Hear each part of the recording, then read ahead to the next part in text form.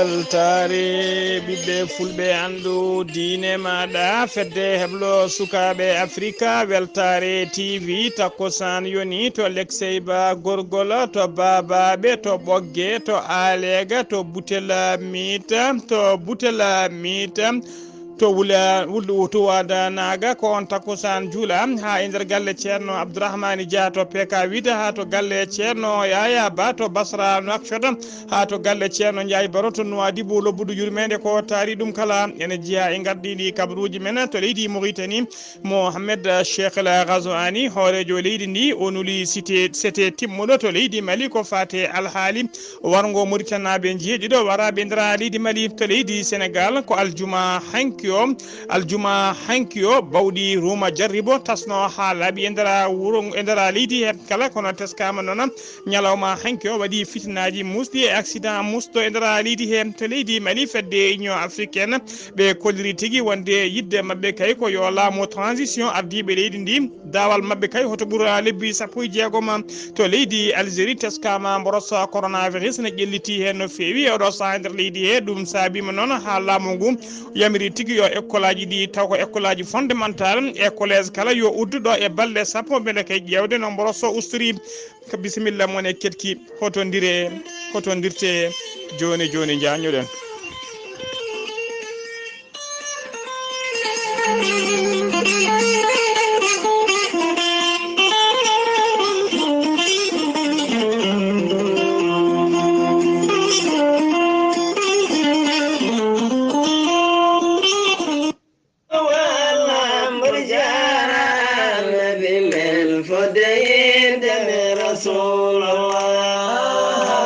Low battery, please.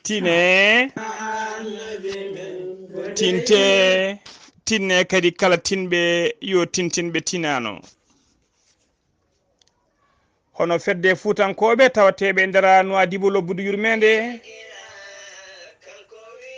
ina ƴetti e ɓoore mawde molantede Allah gam yidde made juma tawane wonde mahadara e ndera Nouadhibou lobbudu yurmede ɗum noon tawa kadi koye yamirore jinnaɗo men khalifa men hono ceerno Ndiaye Baro mo Nouadhibou juma ka noon innirte ko juma Cheikh Oumar Foutiyou Tall dendagal julɓe wonɓe e nder Nouadhibou e dendagal wonɓe nder leydi Mauritanie ha wonɓe caggal leydi kala Mauritannaɓe ɓe gona Mauritannaɓe kala dendagal julɓe ha tengti noon kadi e farnotoɓe fuutankagal ene bisma ene ɗaɓɓira tigui to banggue ballal mumen ene andine kadi wonde mbuɗu hewani million mbuɗu famɗani million hewani kala ko neɗɗo waɗi hen kadi waɗani ko hoore muɗum eɓe gandina dendagal bandiraɓe kadi wonde compte bancaire udditama to banque islamique mo Mauritanie numéro compte o ko 21 01 08 897 01 kala kadi jiɗɗo neldirde wonanɓe wonɓe nder leydi Mauritanie taw ko yiɓe neldirde par banque jomumen neldirta koye nder oɗo numéro téléphone woni 46 41 97 22 kawrata koye biyeteɗo Habibou Koulibaly kala jiɗɗo hen noon ko ɓuuri ɗo labde noddata koye ɗiɗo numéro uji mbatta ko 46 43 42 44 walla mbaɗa 46 41 mbaɗa 77 22 97 22 kawrata koye Habibou Koulibaly walla mbaɗa 46 55 99 04 walla mbaɗa 46 45 12 11 aɗa wawi wadde kadi 46 43 60 50 halfina golle ɗe kala ko fati kay e virement ji e ko fati e versement ji kala ko fati e halis halfina ɗum ko biteɗo Habibou Koulibaly tambi golle ɗe noon ko hilifa men musidɗo men biyeteɗo ceerno Mouhamadoul Kamilou fedde nde kadi ne jogui commission président commission ko biyeteɗo Amadou Sy Alassane ɗum noon dendagal bandiraɓe julɓe moni kala ene ɗaɓɓira ballal mum mbiɗen mbuɗo famɗani million hewani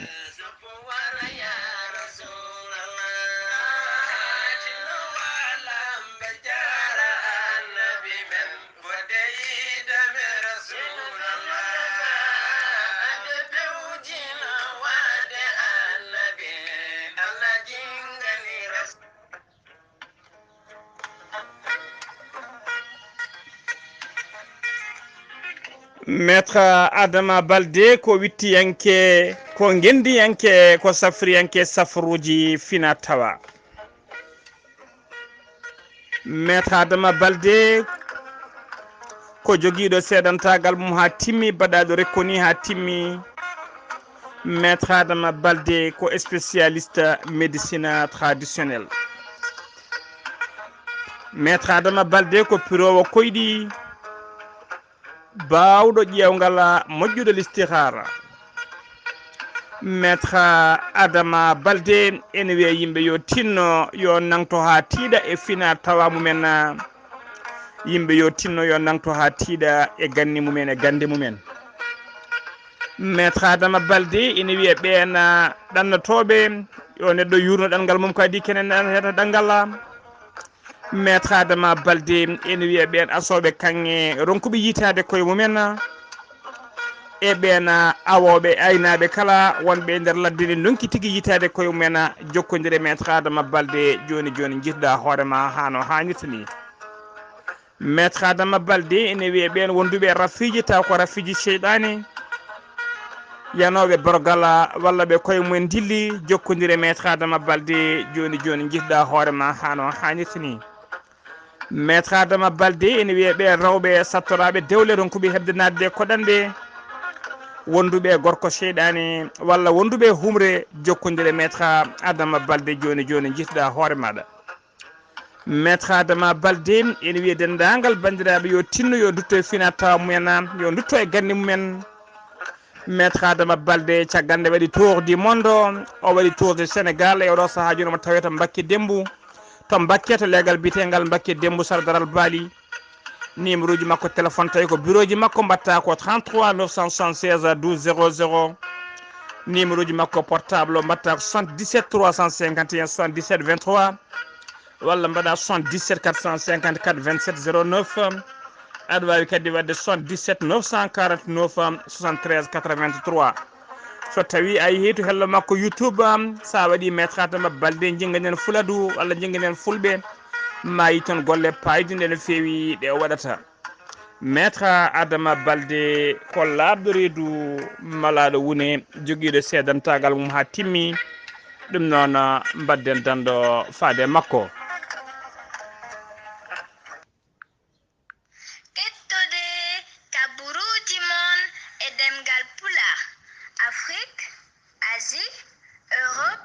Amérique, Moyen-Orient, Océanie. jam hiire moon musidɓe tedduɓe eɗen gone hoyre-biir nogas e ɗiɗi lewru siilo hitande ujunnaji ɗiɗi e nogas e goho kabaruuji men e ɗemgal pulaar e sawto he ko musidɗo moon sehil moon Ghalii Abuu Bah to karallagal to banggue YouTube ha mbawon yiide en to banggue neto ɓosoje ko musidɗo men sehil men Saydou Abou Bah. hono noon mbiruɗen e gardini kabaruuji men koto leydi Mauritanie pudorɗen Mohamed Cheikh la Ghazouani hoorejo leydi ndi o holliri aljuma hanki o wonde ɓe nuldi sete timmuɗo to leydi Mali yo yato noon ko fati humpitade alhaali wargo Mauritannaɓe jeeɗiɗo waraɓe nder leydi Mali tawi kadi ine tuuma ko militaire uji leydi Mali kañumen kirsiɓe nder leydi to ma sete o noon ma namdo tigui yonde enquête jaaƴo uditte hen ha ande kay watɓe ɗeɗo gueɗe cofde no fewi beele kay jomum ene mbawa rewnede e dow lawol ko yiya ndina mbadi kadi kanko Mohamed Cheikh Al Ghazouani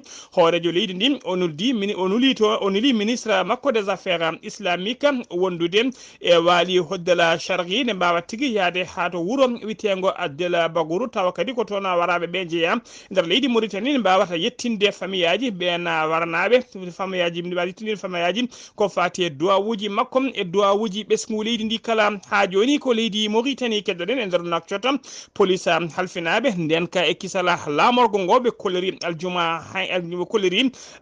kolliri alkamisa nogas lewru janvier 2022 wendongo muɗum wonde kay sagata gorko goto warama e nder galle mum taw ko wiɓe jene makko jooɓi fittanu makko to legal darnayima police o noon holliri tigui ɓe teeɓima jooɓiɗo fittanu makko o tawa kadi ko sagata kañuma woni cerveau fedde wiɓe bandiji nde fedde nde sagataɓe nayo oɓe kolliri noon e oɗo saaha joni eɓe tawe tigui e juuɗe dadiɓe ha joni ko leydi Mauritanie keddoɗen e nder jonde jagorɗe jooɗi foɗinode alkamisa ɓennuɗo o biyeteɗo Mohamed Mahmoud Wula Jafar ono mama o subama ono mama directeur général société nationale de dow woni SNDM woni société kalfinaɗo ko fati ndiyam o lomti noon ko biyeteɗo Mohamed Lamine Wula Benya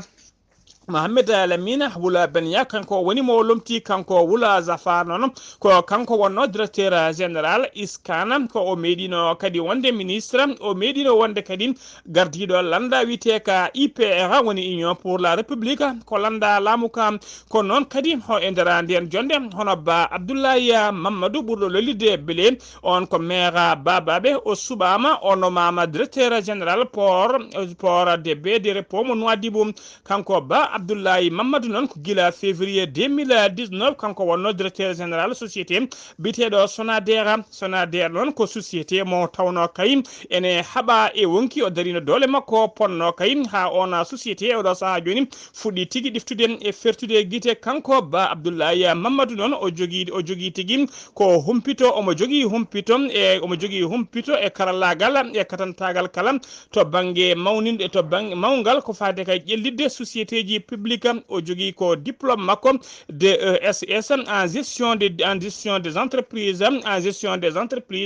o yalti noon koto université Mohammed V to Rabat mo leydi Maroc ɗum noon wonno ko en 1981 o halfinanoma noon poste ji kewɗi e nder leydi Mauritanie direct o waɗo o meeɗi wonde directeur général société NR en 2003 ha yetti 2005 o wonino kadi directeur société biteɗo Somir ɗum ko 2007 ha 2008 o wonino kadi directeur général la NESP ɗum ko en 2009 o wonino kadi directeur général SNCP ɗum ko 2011 ha yetti 2018 o wonino directeur général SAM en 2018 ha 2019 o meɗino kadi wonde chargé de mission à la présidence de la République 2010 ha 2011 o wonino kadi secrétaire général du gouvernement ɗum wonno ko en 2008 kala poste noon to rewi o gollima toon golle paydude no fewi kadi o ɗacci toon inde moƴƴere no fewi tuggi 2006 kadi faya ñalawma hannde o kanko ba Abdoulaye Mamadou kanko tigui woni maire mo Babaɓe kanko woni maire Babaɓe mbiɗen tuggi 2006 faade ñalawma hannde o pulaar noon e heewide so hunde weeli ɓooyi hayso Allah ne wela tawata tigui ko gongane tawa eɗen mbiya tan yo juddu hen yo Allah waɗi hen barke Allah aynamo renamo kanko e dendagal julɓe kala ha joni kabaruuji men ɗemngal pulaar to leydi Mauritanie Sidi Wula Zahaf ko jagorgal kalfinaɗo ko fate cellal aden kañum e gollidiɓe mum ɓe kolliri tigui aljuma hanki o wonde ko ujunnaje 3,9 e joyo neɗɗo kolkisono e nder jokuli leydi he kala hen ujunnaje 3,4 ko testé mo hinde TDR woni test jawɗo 1,4 e joyo heddiɓe ɓe ko PCR woni test laboratoire e nder ɓen noon hen 1,6 tawama e jeeti ko fiɗaɓe mborosa coronavirus e nder ɓe cellanaɓe ɓe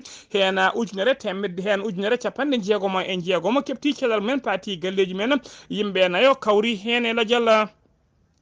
ha joni ko leydi Mauritanie keddoɗen Mariama Da ko première dame mo leydi Mauritanie ko joom suudu Mohamed Cheikh El Ghazouani hoorejo leydi ndi aljuma hanki o waɗi inauguré woni tigui uddirgol centre de formation centre noon on ko keblo ɓena sukaɓe taw ko handicapé ji e nder wuro Zoyrata on centre noon ina tawe tigui e nder makko 50 suka handicapé hebleteɓe e nder makko uddidagol centre o noon ina jeeya tigui e programme laamu ngu yidde kaya ɓattade yidde ɓattade kayin e wallude ɓena witeɓe handicapé en tawateɓe e nder wilaya mo Trésémour ine tawtora noon inauguration centre o hono biteɗon Naha Mintou Cheikh Sidiya on ko kañum woni ministre des actions sociales o holliri noon kanko Naha Mintou Cheikh Sidiya o holliri tigui wonde maɓe dokkira toon produit woni gueɗe ñameteɗe wonande 200 famille taw ko ɓurɓe miskinede e ndera woɗona ndera wurozo e rado ngom maɓe holliri kadi maɓe finance toon activité ji kewɗi taw ko eftini activité ji baɗoji bawɗi jibinde baɗɗi gartam wonande kay ɗina famille aji tawɓe sukaɓe men goni handicapé ji tawateɓe ndera oɗon centre o holliri kadi mawɓe dokkira toon ko fati pousse pousse uji woni fotoyaji roulam ɗum foof nan ko gam yidde wallidde ɓeɗon sukaɓe witeɓe handicapé tawateɓe toon ha joni kabaruuji men ɗemngal pulaar senno mima to leydi Mauritanie ko to leydi Sénégal paadenan teskama noon gila Roma jarribo hama heblanade kay ko fate sungoji lokkal poɗɗi wadde alata janggo o so Allah hoddirin fayi aljuma hanki o noon teskama tigui fitinaji kewɗi teskama e ndera makko ha tengti noon aljuma hanki o ñalawma aljuma hanki wonno ñalawma sakket kay ko fate uddugol oɗon Roma jarribo ko aljuma hanki dendagal bawɗi Roma jarribo ɗi kala tasi to legal bitengal kera cheikha mo jurbel noon skama tigui garmi gara musta waɗi to noon sanga 21h woni 9h jamma garmi gara o noon ko hakkude yimɓe yaadiɓe maire sorta o e yimɓe ministre hono biteɗo damna Diop Malika Fall ɗownoɗo caravane goto taw kay kañuma felɓodiri e sukaɓe yaadiɓe ministre hono dame Diop otoji kewɗi noon teskama tigui kelama hen en tawi nder ɗin otoji kelaɗi noon auto président Oumar Sam wondude otoji jeeyaɗi e coalition présidentielle hollirama tigui yimɓe hewɓe kadi gañima hen ha joni ko leydi Sénégal keddoɗen Abdoulaye Diouf Sarr ko jagorgal kalfinaɗo ko fate cellal AD e golliɗiɓe mum seeɗa hannde o holliri tigui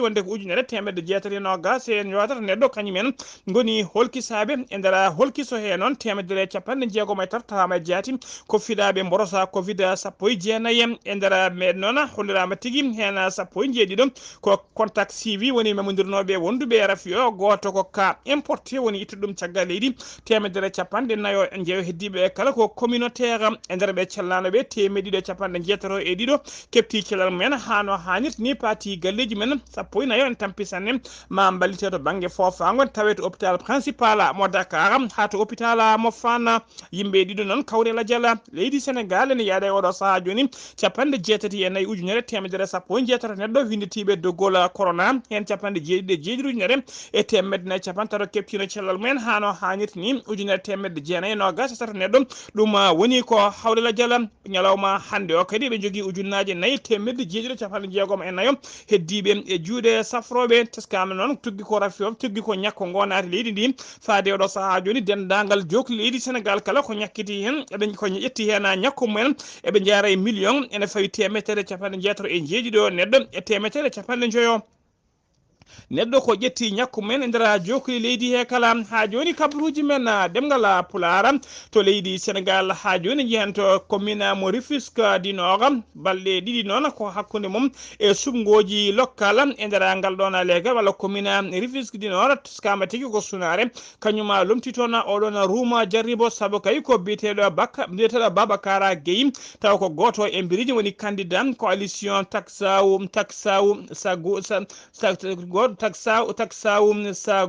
tagaw e nder commune mo Rufisque Nord kañum tigui yalti toon aduna ko cadre wonno noon ko cadre poste ko kanko wonno toon directeur financier kanko kadi wonno comptable to poste to ko aljuma hanki o noon o hemno musal woni malaise taw ko malaise cardiaque to Dakar ko heno yalti aduna ha joni ko leydi Sénégal keddoɗen to yembel sud toon noon hollirama tigui violence uji musli tinama toon aljuma hanki o ñalawma sakket ko fate Roma jarribo hollirama tigui ko bandiji ɓe hinde nerviste en kañumen jani e galle nene muma Bara Gueye noon kañuma woni maire legal ngal kanko Bara Gueye noon e saaha galle nene makko yana o wonno tigui koye caravane makko guila toon noon nde wonani kabaru o holliri tigui wonde ɗum bettanimo kadi omo andi fodɓe wadde ɗum o holliri noon aseɗa hande o ko dépose o ko poto plainte caggal kayde o jokkodiri e avocat ji makko Bara Gueye noon ko kañum woni maire legal yembel sud o ɗaftodirta toon noon koye biteɗo Amadou Otom on ko jagorgal e nder leydi Sénégal ha joni kabaruuji men ɗemngal pulaar aljuma hanki o sanga 0h woni minuit ko accident musɗo waɗi tawi kadi ko moto goto e motoji cortège uji coalition anda liggey Sunugox kañum accident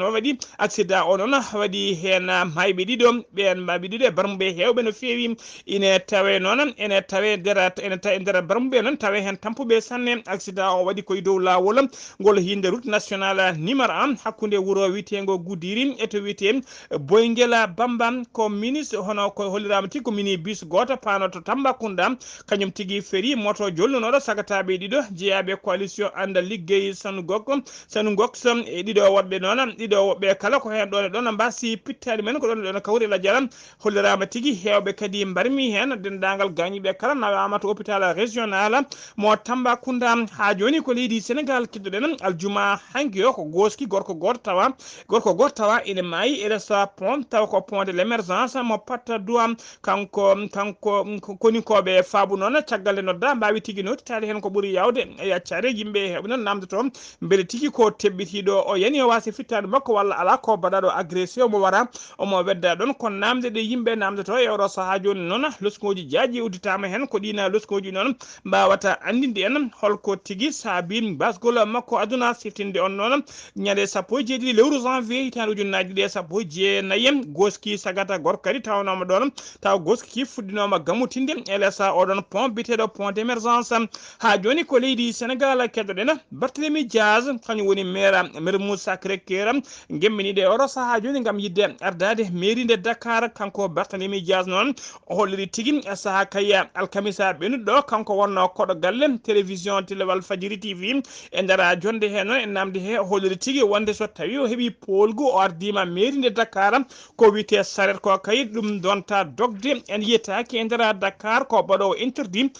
kala ko wiyete saret e nder Dakar lamorgo leydi ndi o holliri noon ɗum wona kuulal ngal o kesofi ko kuulala gotonogal guila e saaha laamu Senghor o holliri noon ene jarnimo tigui wadde ko wiyete indemnisé wonande dendagal joom sartaji kala beele sartaji natta yiyede ha laaɓa e nder Dakar saabu o rokki capital uji kewɗi tawateɗi e nder diwan o e nder ɗin capital uji o holliri hay saret goto tawetaki hen holko saabi noon e nder Dakar tan sartaji ɗum woni to jiyete ha joni kabaruuji men ɗemngal pulaar sennumima to leydi Sénégal ko to leydi Mali paaɗen fedde witende Union africaine ɓe joɗinoma batu taw ɓe joɗini batu ngu ko leydi Mali ɗum noon kene wona yontere joni ɓe ƴettino toon feere noon nde ɓe kawri feere nde noon ko aljuma hanki o ɓe ɓayini ndena feere ɓe koliri noon kamɓe fedde Union africaine wonde dendagal sanction ngaji fedde Cellal CEDEAO fawi nder leydi Mali kala eɓe jaadi e ɗiɗon sanction ngaji ɓe koliri noon yidde mabɓe kay ko laamu transition ngu délai mo rokkete hoto ɓuuri lebbi sappo e jeegom ɗo e lebbi sappo e jeegom ya taw eɓe mbawi organise sumgoji hoorejo leydi beele laamu nata ha laaɓa e juuɗe civil en on paami tigui ɓe kamɓe Union africaine ɓe tawtoyi tigui miijo fedde miijo Algérie naɓe taw ko médiation Algérie naɓe ñugui kollirno wonde kay ko transition o kay hoto ɓuura lebbi sappo e jeegom kamɓe ardiɓe laamu transition oɗo saaha joni ɓe kollirno tigui wonde yidde mabɓe ko ardade leydi ndi ɗo e duuɓi 5 caggal ɗum noon ɓe nurnitinoma calendrier mabɓe ɓe gartino ha e duuɓi 4 e oɗo saaha joni cetala lumuwa e CEDEAO kala ɓe kolliri tigui ko loppeta ɓe jaadani e ɗina duuɓi kewɗi ha joni ko leydi Mali keddoɗen ñande alkamisa nogasa lewru siilo hitande ujunnaje ɗiɗi e nogas e ɗiɗi gonnen ɗum koninkoɓe leydi ndi leydi Mali ɓe mawninino manditare mabɓe wattore duuɓi 60 hitande ko arme leydi ndi sosono manditare nde noon waɗa tigui koto place d'armée mo 20 janvier 1961 tokka Soundiata Keita mo leydi Mali ardima cérémonie mo leydi mo Kati ardi cérémonie o noon ko colonel Azimi Koita horejo transition leydi ndi ko ɓuuri tengtude noon e ko waɗa toon e oɗon ñalawma ko ardi foof ko joƴƴina gola zèbre de fleur woni tigui haɓɓere fulraji e lesa monima taw ko goski soldat baraɗo soldat mo anda ko woni soldat inkoni